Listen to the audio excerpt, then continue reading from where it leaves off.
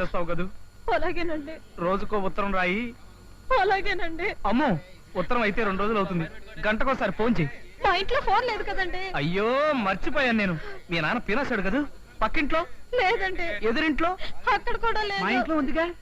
మా ఆవిడికి బిడి వాసన పడదాయా?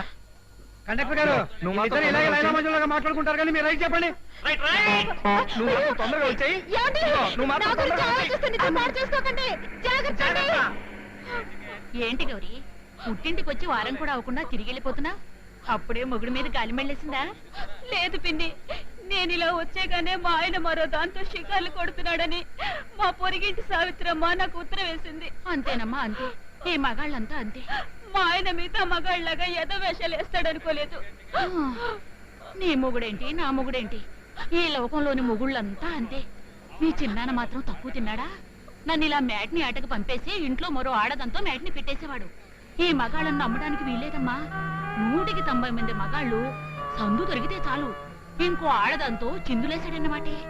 అందులోనూ ఇప్పటి కుర్రాళ్ళు మరీ పేటరేగిపోతున్నారు.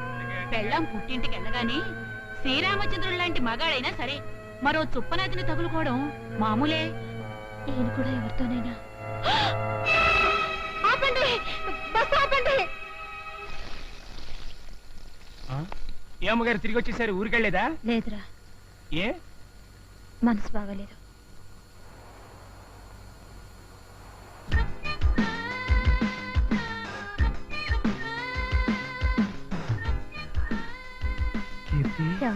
కీర్తి,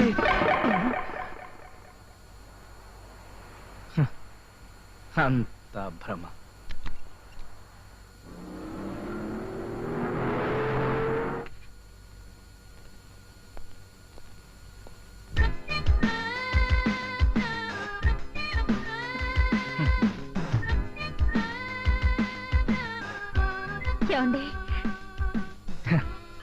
చూసావా కీర్తి, నువ్వు ఊరికి వెళ్ళిపోయినా నీ నీడలు మాత్రం వెంటాడుతూనే ఉన్నాయి.